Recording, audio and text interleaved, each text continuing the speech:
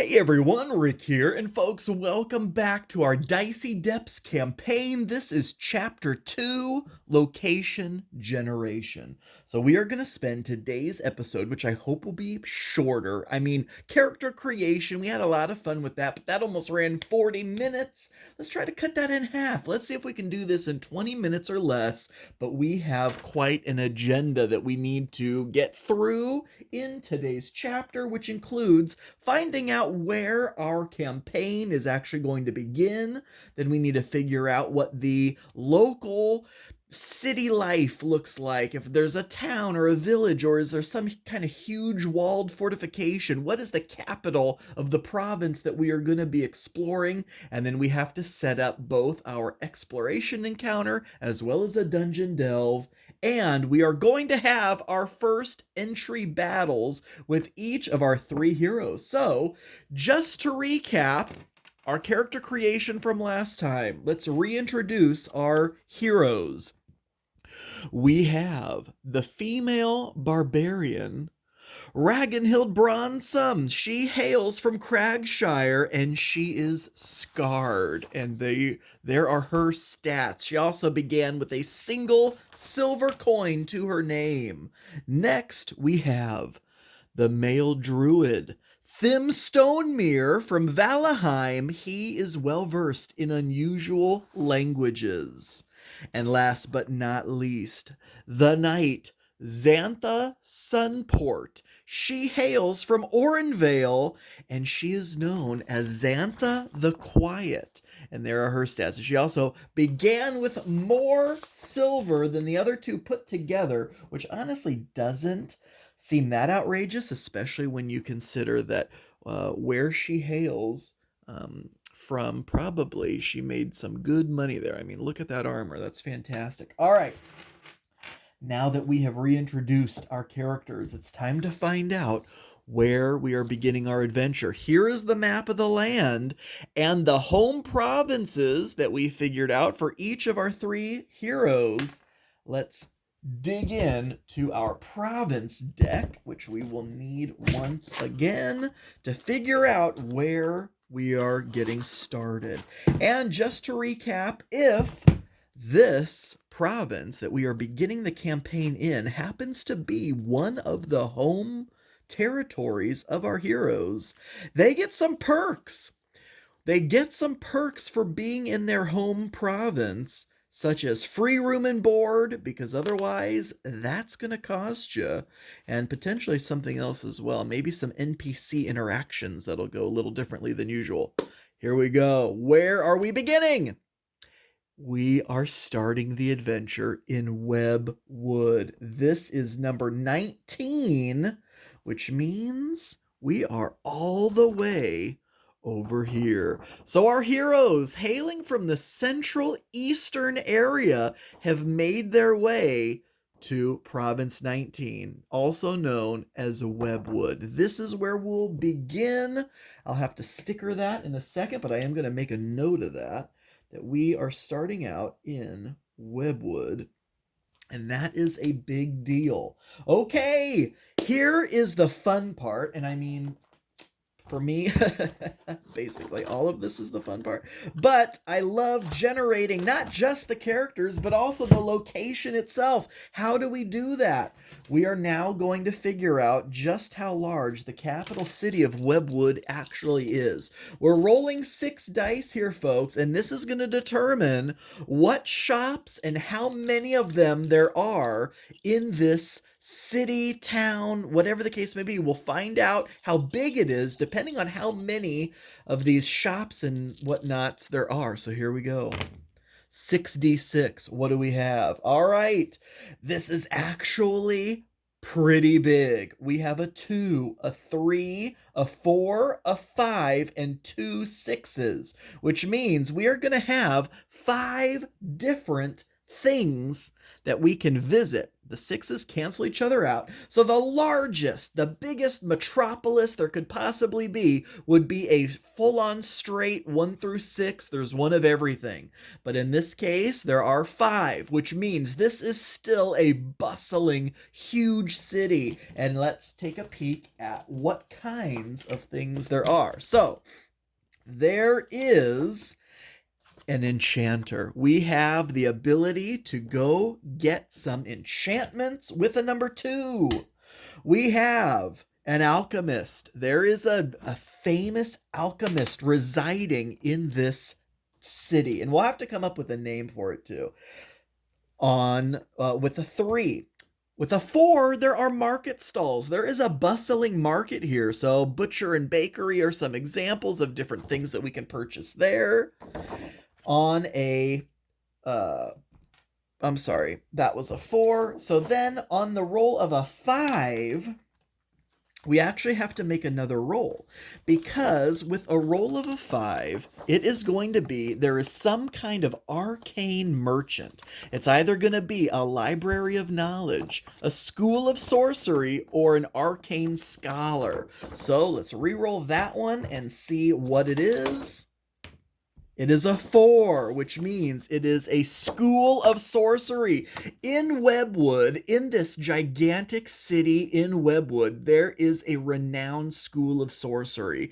And we can attend, we can potentially not necessarily take classes, you know, Harry Potter style, but we can definitely do some research there. We can make contacts there with potentially some professors and learn some amazing abilities if the price is right. All right, and then the last die was a 6, which means a chapel. There is some kind of religious deity being praised, being prayed to in this city, but now we have to determine what element the deity represents. So here we go, 1 through 6. It is a 2. They pray and give tribute to the deity of water. So with a chapel, once per day, we can visit this chapel, pray to the deity of water, and if they hear our prayers, the calming waters of eternal bliss engulf your opponent, washing away their desire to do harm. Use at the beginning of a round of combat, and the targeted opponent does not attack this round. So with that being the case, that is a card that we can use. If we are able to successfully pray, we will get that blessing, is what they're called, and that's a one-time use, but we can go back and pray every day. And if they do not hear our prayers on a given day, we can always come back the next day and pray again. But that is that. All right, so we need to write all this down, and I'm going to do this off camera, so I'm not taking up all the time of the video. But we need to write down that Webwood has 5 locations that we can actually visit inside of this gigantic city. We need to come up with a name for the city. And we also need to, we could also come up with the name of the deity of water that they pray to in the chapel. The School of Sorcery, Butcher and Bakery, Alchemist, and Enchanter. So there's a lot of arcane things going on. Interestingly enough, there's no armorer or blacksmith here. All right, so let me get those notes taken and we will be back. Okay, we back, and it is time for our initial combats. So, our heroes have traversed all the way to Webwood in the west. And it is a very, and I mean, that's a fantastic location for that, right? Because it is aptly named. It is very much a forested region. And so this is the largest inhabitation in Webwood. Now, upon entering, or even in fact potentially on our way there, before they have even left their home province, each of these individuals are going to engage, and this is kind of like how we set up the campaign, introduce combat. So what we're going to do is we are going to roll to find out what each of our heroes are going to engage in a tier 1 one-on-one combat, and we'll see what that ends up being. So let's go ahead and do Ragan Bronsum first. This is Ragan right up here in the province of Cragshire. So Ragan, obviously the barbarian, she is scarred. Is this combat potentially where she receives that scar? Absolutely could be. So we are going to roll a tier 1 opponent for her to face and see what it is. All right, we take the higher of the 2d6, and that is going to be a 6, which means it is going to be the highest, the most tough of the potential opponents that she could face. And we also now have to roll up what their special ability is. So let's grab one of these and see if we can show it here. These are the various opponent abilities. A tier 1 opponent just has a single ability. What is that ability? And it is a 7, which means they get +1 defense die when defending. And so to keep that straight, there we have it. So their opponent, Ragan Bronsum, from Cragshire, is now facing off against this tier 1 opponent. They have +1 defense die when rolling for defense. Let's see if we can set up that combat, and we'll be right back. All right, and we have returned with a quick, simple scenario. So Ragan the Barbarian is facing off against this tree spirit, this living woods, which, by the way, is an old Mage Knight figure that I have rebased for purposes of tabletop. I almost said tabletop gaming as if Mage Knight wasn't already a tabletop game. Anyway, so let's speak a little bit about what's going on here, because I do believe some backstory is absolutely warranted.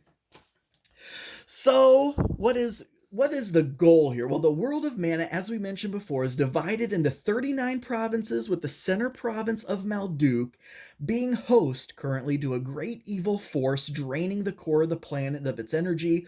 The great evil is shielded by 38 auras, which is involving each province apart from Malduk, which contains the source of one of these auras.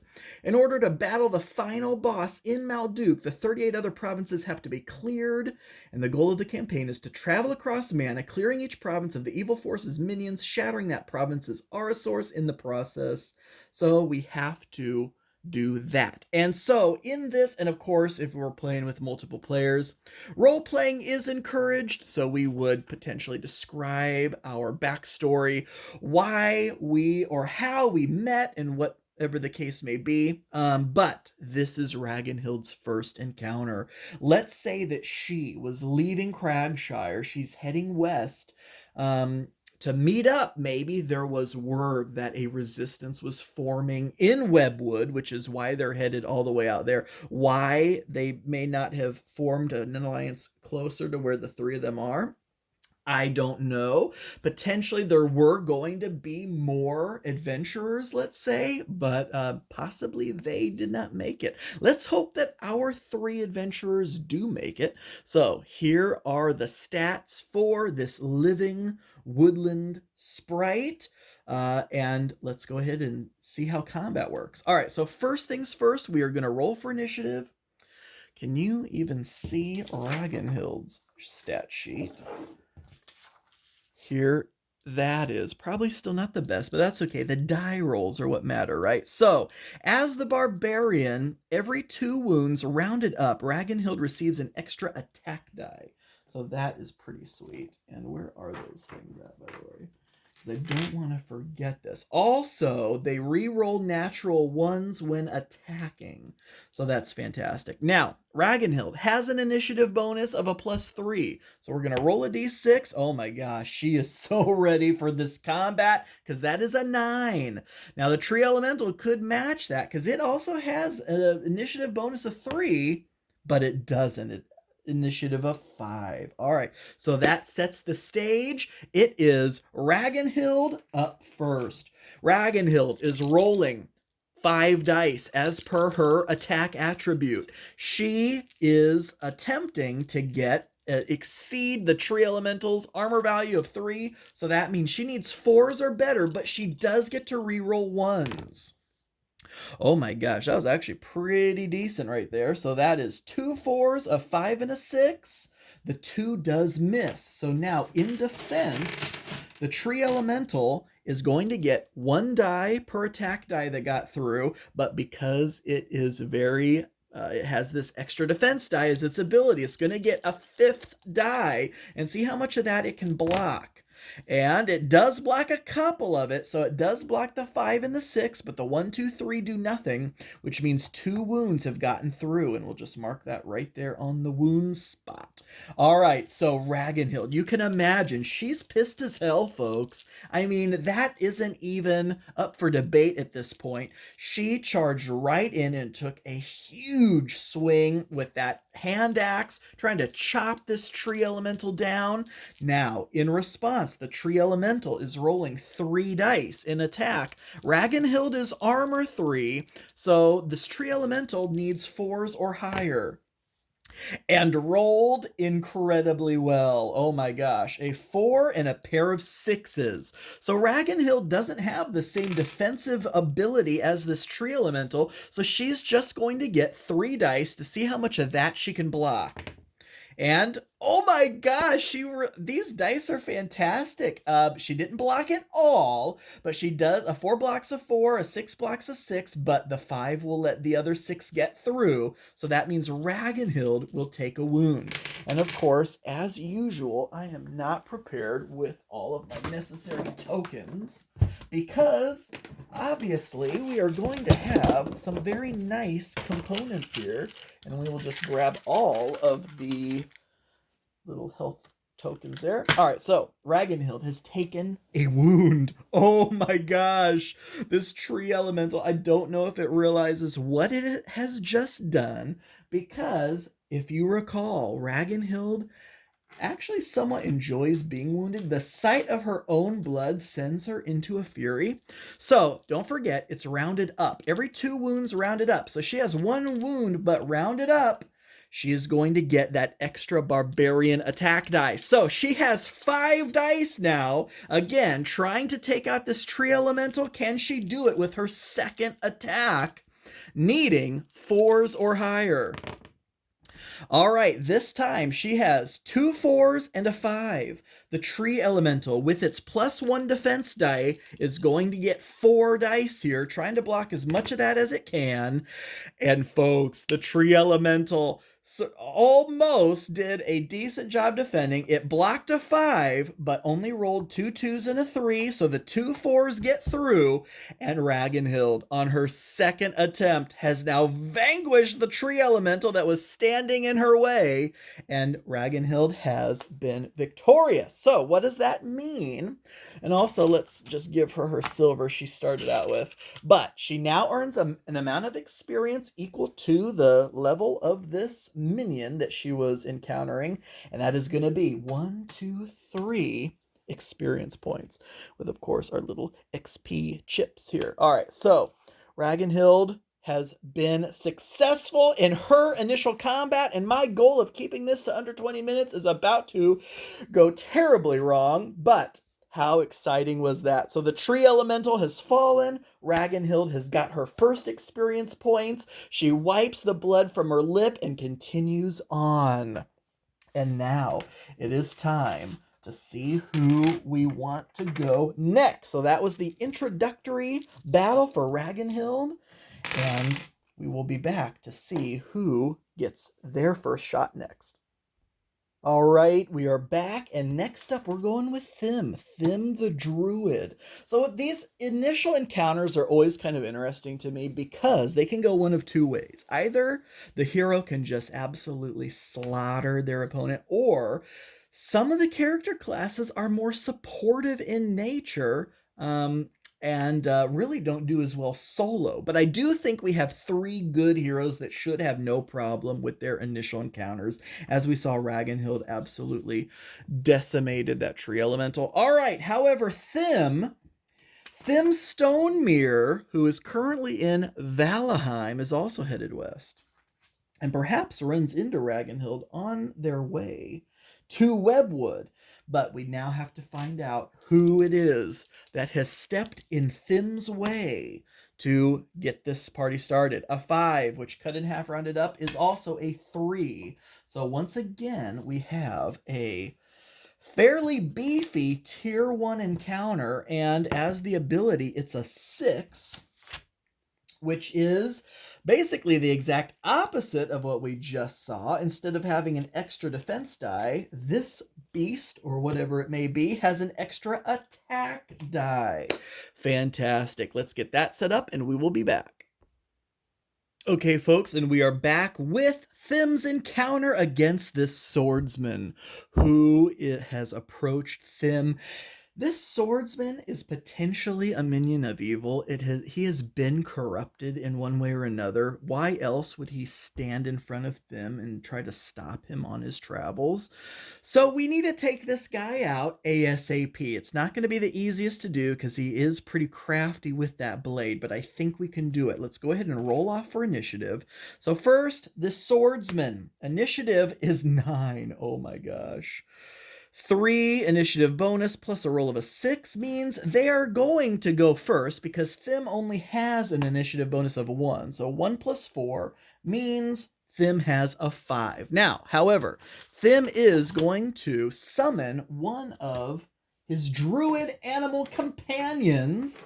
And of course, actually playing this, typically what I like to do for the druid, and other players do as well, is come up with essentially the same 3 creature of flight, spite, and might that they're going to want to summon, and sometimes they'll even name them. But in this case, what do we want? We could actually go with a creature of flight and strike first.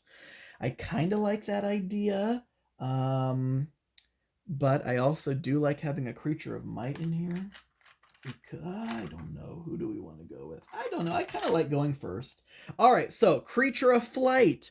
We are going to summon this drake. So Thim says, all right, and now has this animal companion with them there, which we now also have, which I should have got these out earlier as well. We have the druid cards for Thim's animal companions. Here we go. Here we go. We have a whole deck of these druid summons. Perfection. And now we just, oh, not those. Not those. These. All right, creature of flight. So it's going to be one of these 3. However, we do have to figure out just how tough it is. So we are going to roll 2d6, take the higher. So it's going to be the best one it can possibly be. It's going to be a tier 3 creature of flight. So that is Thim's Drake, who has flown in. And Thim's Drake gets to go first. So Thim's Drake is rolling 3 attack dice. It gets to go first. And if it's targeted, it gets to roll failed defense dice. So that's why Thim was like, you know what? Let's get someone who's good at defense and can also strike first. Potentially the Drake could eliminate the swordsman before Thim even has to go. But let's see. So here we go. Combat begins. The Drake strikes first. 3d6, needing 4s or higher, a single 6. Not bad, not bad. Now the swordsman gets 1 die in defense, but does not block it. So that is a wound. So the Drake started things off with a wound. However, the swordsman does get to strike back. Thim says, there is no reason for me to bloody my robes at this point. Let's have the Drake step in and take this hit. So the swordsman is getting 4 attack dice. The Drake is armor 3, so this guy the swordsman needs 4s or higher. It doesn't roll very well, only rolls a single 5, and the Drake gets a reroll on defense, but doesn't even need it. The Drake, swooping right past the sword, blocks the hit. So now it's over to Thim himself, who is a fantastic combatant on his own. He gets 6 attack dice. Now, no special abilities with these attack dice, but can he get 4s or higher here? And he does. He gets a fantastic array of what you love to see, 5s and 6s. So we have 4 potential wounds there. The swordsman in defense, rolling to see how much of that it can block. He does roll a 5, which blocks a 5, but 2 1s and a 3 mean that Thim has vanquished the swordsman. The swordsman has fallen. Congratulations! Thim and his Drake in round 1 has absolutely slaughtered the swordsman. All right, so that is also going to be, without even taking a wound, I might add. So now Thim, there's his silver he starts out with. And now he also has 3 XP. Don't forget, for experience, I think I mentioned it in the first video, it's 10 XP plus your level. Everyone's starting at level 0, so that means as soon as they get to 10 XP, they will reach their first level. All right, so that is it for Thim's encounter. That leaves us with Xantha the Knight. We will be back with Xantha's battle. Okay, it's time to see who Xantha the Knight is facing off against. Here we go. Tier 1 opponent, and it is also going to be, once again, a Tier 3 Level 1 opponent. And what is its special ability? We've already seen a 6 and a 7. Anything new? We do. We have an 11. Oh my gosh. An 11 is going to be probably the toughest thing so far. The first wound of each attack requires 2 hits. So in order to do a single wound to this individual, Xantha's going to need to do 2 hits, but everything after that will be a wound per hit. So hopefully she can knock a lot out here. Xantha does have the lowest attack of any of our fighters so far. Her defensive capabilities are what will hopefully keep her in the running, and she does begin with 3 silver. Not that that matters for this battle whatsoever, but that's just something, you know, she may want to keep in mind. So here we go. Where is the card for that one? There it is. Let's set up this battle and we will be right back. All right, here we go. Xantha's last assignment as an officer of Orenvale is to clear out this watchtower that has been overtaken by lizardmen sentinels. And once again, this is a Mage Knight figure. Can you believe it? Rebased, but that's pre-painted. Can you believe that? Back in the old Mage Knight days, mid-2000s. Anyways, here we go. She has taken out the rest. It's time for the chief. He is all that stands between her and her last assignment. All right, so we have to roll initiative first. How eager is this Lizardman captain? And he is playing it defensively, so that is going to be a 5 total for initiative.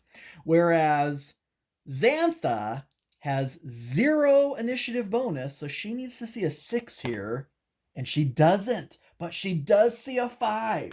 That's important because that means these two are going to go simultaneously. So let's just have the Lizardman captain go first. So he's rolling 3 dice. Xantha is armor 3, which means he needs 4s or higher to hit her. And we'll see how well he does. All right, so he does get a 4 and a 5. Now, Xantha's Knight special ability means she gets an extra d6 when defending. So she's going to get 3 dice to see how much of that she can block. And she does block 1 of it. However, that does mean Xantha has taken a wound. All right.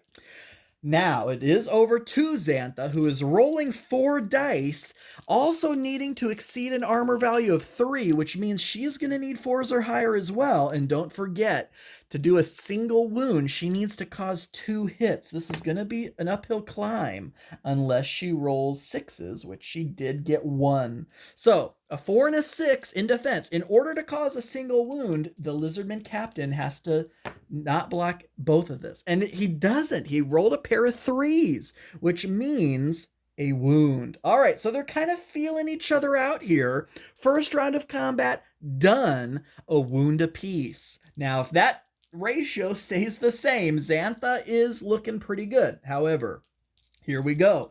Lizardman Captain battling back, needing 4s or higher, and getting a pretty darn good roll. 2 4s and a 6. Now, Xantha does get 4 dice in defense. Can she block any of that? She does. She does block 2 of it, a 5 and a 6, which does mean, though, she takes another wound. Now, see, if she was the barbarian, she'd be racking up attack dice with these wounds, but instead, she still just has her 4 attack dice. Xantha the Quiet from Orenvale, here she goes. 4s or higher, and she only rolled a single 6. Now, it is down to a minimum of 1, so as long as the Lizardman Captain does not block this, which I can't imagine he would, and it is going to be a hit. So that is going to be a second wound. All right, round 3 begins with a wound apiece. No, I'm sorry. Actually, with this being the case, I honestly don't think even that. I don't think a single wound is down to a minimum of 1. So he actually does not take a wound there. So the Lizardman Captain actually got the better of her on that exchange. Now it is over to him again. 3 attack dice, needing 4s or higher, and totally flubbing that roll with 2 2s and a 1. Xantha sees the opportunity. Can she seize it? And she doesn't either. Not a single hit over 4. So they kind of parry blows back and forth. And now, next round. Lizardman Captain rolling 3 dice, looking for 4s or higher. Oh my gosh, he got 2 5s and a 4.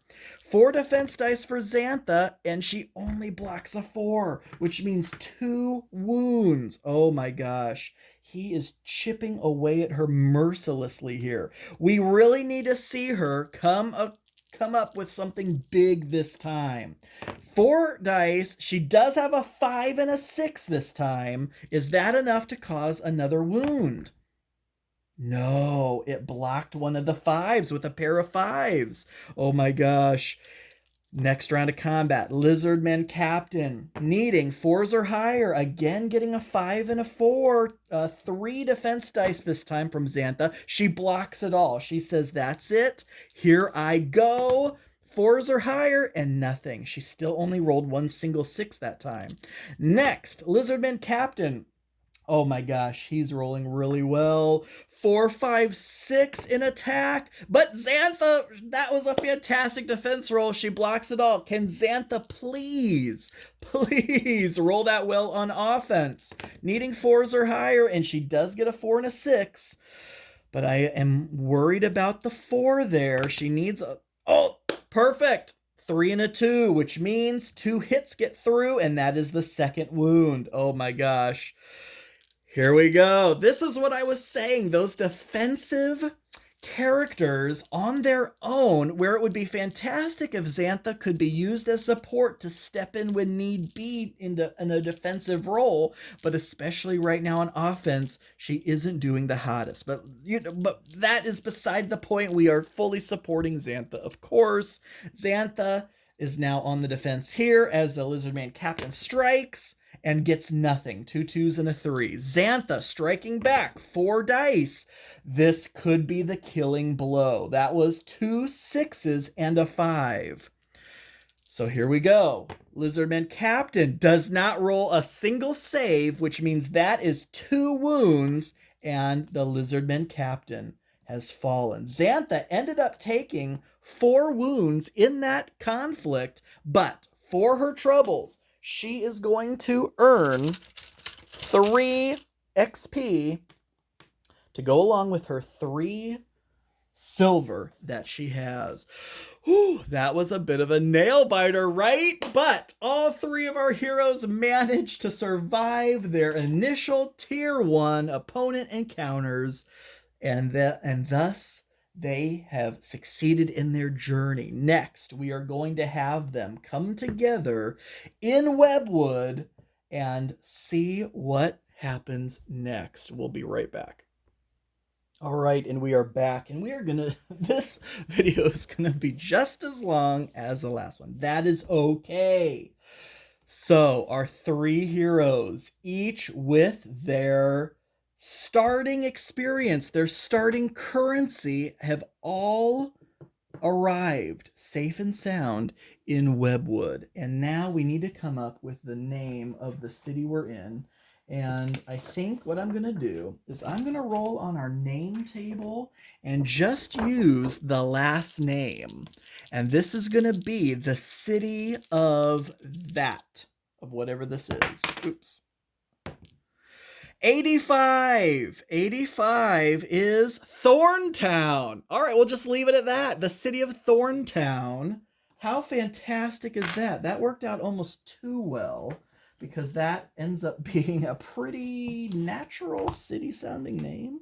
So the city of Thorntown. Is there an E in there? No, there wasn't. All right, the city of Thorntown in Webwood is where they have arrived. Upon entering the town, multiple things happen. First of all, there is a mercenary for hire. When I roll to see who the mercenary is, do I roll an enhanced roll? It is. It's a tier 2 mercenary. Though they're not the absolute best because they are only a 3. So let's say T2, 3 mercenary. So they're for hire, which means they'll cost 3 silver if we want to take them on the journey with us. And they have no special ability, if I recall correctly. Yep. All right, next. What are the message board postings? So we are going to draw 4 of these, and these are what is currently on the notice board. Because before we delve into a dungeon, before we go on some crazy adventure, we may want to earn some money in town, because right now we have a total of 5 silver to our name. And while there are low-cost items... Oh, wait. He does not cost 3 silver. He costs 3 gold, I think. Is that what I said it was? Yes, it's gold. I was wrong. They can't even afford this. I was like, hold on. That would be a no-brainer to just take him every time if it was only 3 silver. No, they can't even afford a common run-of-the-mill merc who is sitting in the corner of the inn. So here are the 4 notice board postings. We have a tier 2 speed test, a tier 4 strength test, a tier 3 strength test, and a tier 3 bounty. Oh my gosh. Look at this. Holy smokes. That's 4 gold for the party. That's a tier 3 combat, however. So that'll be interesting to see what they do. Now, they can also harvest, and that may be what we want to do first. Only because, and I know I'm going all over the place, but it's essentially going down this checklist. Upon entering an inhabitation, each adventurer can either can shop or take a harvest action or a message board action. And then if they did harvest, they can then sell the harvested goods. And you can also interact with an NPC and whatnot. And then here are the different message board postings that could potentially take place. So just to kind of show you what this would be like. So this is a tier 2 speed test. Imagine a courier is leaving town and someone forgot to get a letter to him and you're trying to chase him down before he boards the dock or gets on the ship. This is a D10 below speed right now. All 3 of them are speed 3, so they would need a 1 or a 2 on a D10. That's a 1 in 5 shot, right? That's a 20% chance. So that actually wouldn't be too bad, but only one of them could do this. So a bounty message board posting means that they would forego the others and they would all complete this together. Whereas the other attribute tests, they could each take 1 of these if they wanted to, or some of them could take those and the rest could go harvest. And a harvest action is one of the 5 different trade goods. They could go chop wood, mine, hunt, fish, And where's my crops? Am I blind? No, it's here with the dice, with the market dice. Or harvest crops. And so every day the market gets reset with how much those goods are. So let's roll today's market goods. And in fact, do we do this now upon entering is my question.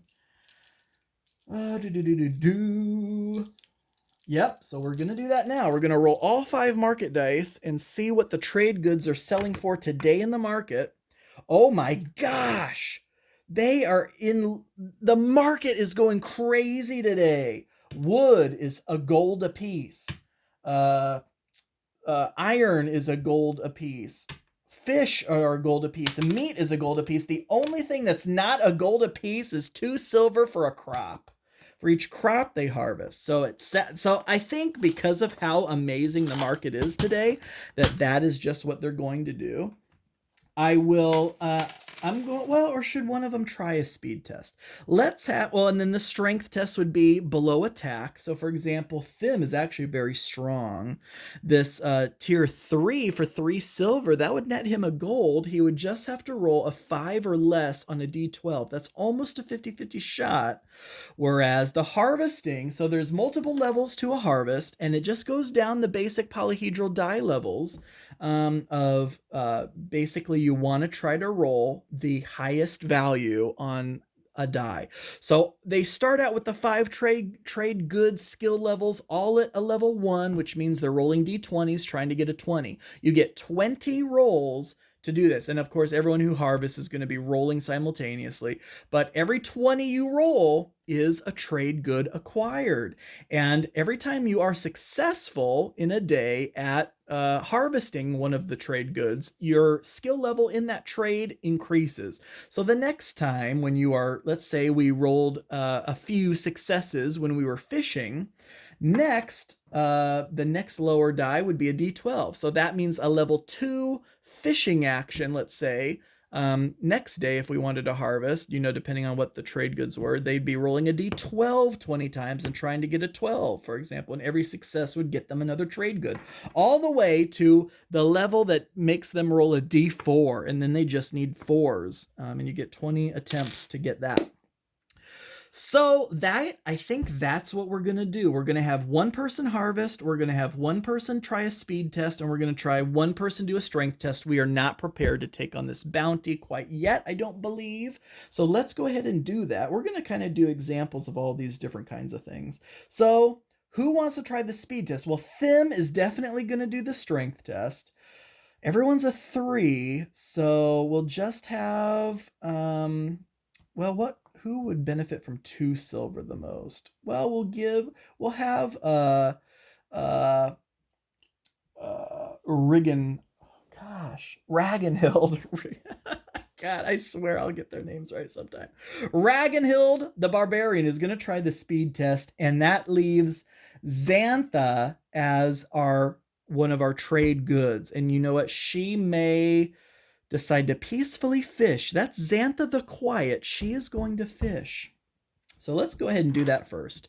20 rolls. And this is going to be an hour-long video. I can't even believe it. All right. Now, I had hopes of making this 20 minutes or less. I was insane. All right. So Xantha Sunport is going fishing. And here we go. 1, 2, 3, 4, 5, 6, 7, 8, 9, 10, 11, 12, 13, 14, natural 1, 15, 16, 17, 18, 19, and 20. Oh my gosh, that wanted to be a 20 so bad. Xantha has come up empty-handed in her fishing attempt, so she earned nothing. All right, so now it is going to be... Where's my D10? We said that Ragan Hill is going to chase down the courier, needing a 1 or a 2 on the D10. No, she rolls a 5. Unfortunately, nothing there. This leaves Thim as the last possible hope, rolling a D12 below attack, needing a 5 or less. and getting a 5. Oh my gosh, fantastic job. Thim just got 3 silver for that, also known as, if he gives back his silver, a gold. We have our first gold earned in the game. At least somebody earned something. But that does mean that now between the 3 of them, they have 2 gold, because Thim now has a gold, Ragan Hill has 1 silver, and Xantha had 3 silver. So they completed all their harvesting and message board posting actions for the turn, for the day. They still don't have enough to hire the mercenary, so they're going to let him go on his merry way. However, they may want to interact with an NPC. So where are my NPC cards at? You can do this as many times as you want on your turn. Not on your turn, but per day. So let's see what we've got. I think here are our NPC cards, because I just want to show off all the different things you can do in an inhabitation. So here's the NPC deck. And typically what I do like to do is separate this out between positive encounters, neutral encounters, negative encounters. I could shuffle the entire deck and just draw 3, or even just draw off the top of the deck, really. But I kind of like this 1 out of 3 chance of it being positive, 1 out of 3 being neutral, and 1 out of 3 being negative. And so we'll see what it ends up being. So we're going to take 1 of each, and we're going to shuffle them up and totally forget which pile was which that we drew from. So, and of course, again, when you're playing with actual people, you'd kind of role play this out and be like, all right, well, Xantha is pissed as hell because she caught nothing, and Thim is over there showing off his gold coin, and Ragan is just huffing and puffing because she could not chase down the courier fast enough. So Xantha,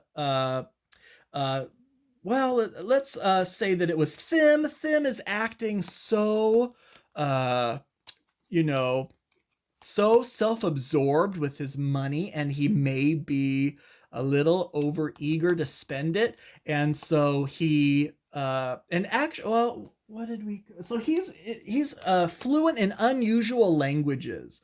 And so he starts, he approaches an elf on the street that seems to have just come from the market. They have their hands full of stuff, and Thim is eager to go spend his gold, and he approaches them, and he's trying to speak Elvish to them, and he's just so excited. How do they respond to him?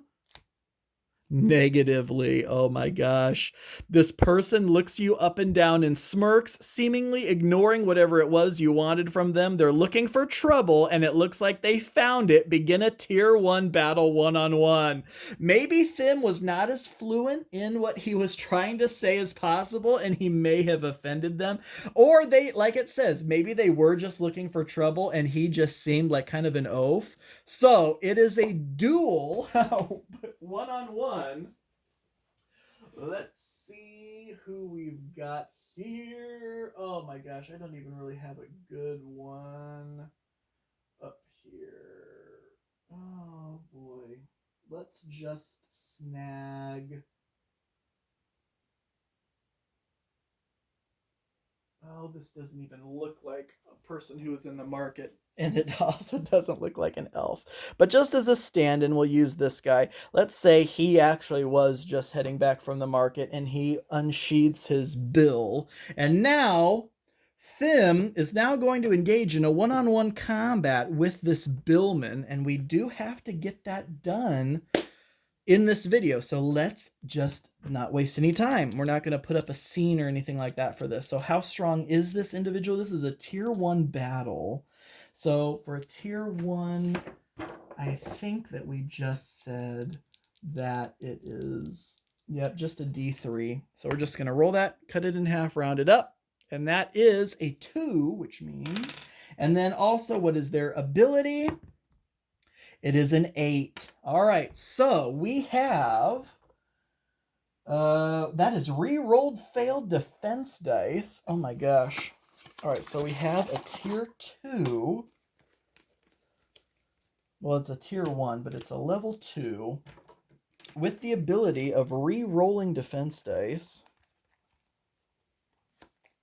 So there is their situation. And now let's roll for initiative. So Thim is initiative bonus of 1, so that is going to make him a 6.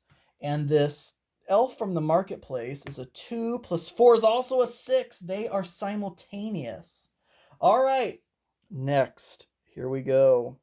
Let's get this underway, which means we'll just have Thim go first, and Thim is going to actually summon the Drake again. The Drake worked really well for him. This time it is just a 2, however. And where did I put those at? We're going to summon the Drake. Once again, this is a 2nd level Drake, creature of flight. Come on, where is my creature of flight at? Tier level 2 creature of flight. The Drake is back, which means it gets to go first. It's rolling 2 dice, needing 3s or better against this tier 2 opponent, and it rolled double 1s. Oh no. Snake eyes. So that means this guy gets to go next. So this guy from the marketplace looks them up and down and needs 4s or higher here. And also rolls a 1 and a 2. So he doesn't hit anything. However, Thim now is rolling 6 dice. Good Lord. All right, so 6 dice on this market dweller. 3s or higher, and he rolls really well. 6, 2 5s, and a 4. But the market dweller gets to reroll failed defense dice. So how much of that can he block? He blocks 1 4, but he does get 3 dice as a reroll. Can he get any 5s and 6s? He can. He got 1 6, but a 1 and a 4 or a 2 and a 4 means the 2 5s get through and deal the 2 wounds necessary to eliminate this individual. So that is it. That was a quick tier 1 battle. Thank gosh, because this video is going on almost an hour. However, that did earn Thim 2 more experience points. Thim is now up to 5 XP, and that's what Thim gets for trying to, I guess, be a little over-eager about his gold. We didn't even actually talk about what the strength test was. Let's say it was just helping some elderly merchant unload stuff from their cart for the market, and they rewarded him with 3 silver for his trouble. And he got super excited about that, ran to the nearest person who had their hands full of goods, and they dropped it and tried to square up because maybe they wanted some of that money because he was really flashing it around. But Thim summons his Drake. The Drake kind of just circled around him. He tried to attack, but couldn't do anything. And then Thim laid him out with a quick shot. All right, so that was that. Okay, no more NPC interactions. We can't afford to do any more of that. We have 2 gold between us, and we have a lot of potential purchases we can make. However, before we do any purchasing, let us pray to the guardian of water. All right, so we are each going to roll a d6. Let's go with Thim first. Thim is trying to repent for being so rude in the marketplace. He needs a 4 or higher to receive a blessing of water. He does. The water guardian has blessed him. We now are going to Xantha. Xantha is also praying to the deity of water, and she probably should have done this before she tried fishing because she may have been more successful, or maybe not. Something about water in Xantha does not do well, so she failed hers. And then next is Ragan Hill, who also failed hers. So Thim was the only one to receive a blessing of water. So, and actually, he probably should have done that before he engaged with an NPC because he may have needed to use that blessing of water during his combat. But that was it for the chapel.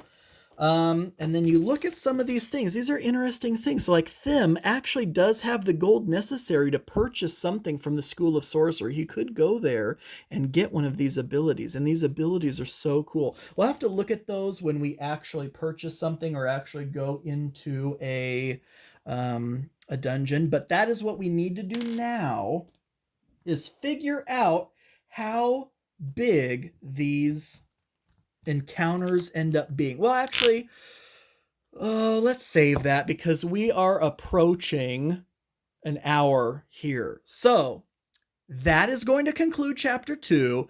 That was a lot of the dealings going on with all of that kind of stuff. So we are going to say that they arrived at the city of Thorntown, where some of them made some I mean, it's all been Thim. Thim has made money. Thim has encountered a battle, and he's been blessed by the Guardian of Water. The other two are sitting there like, what do we have to do to find success here?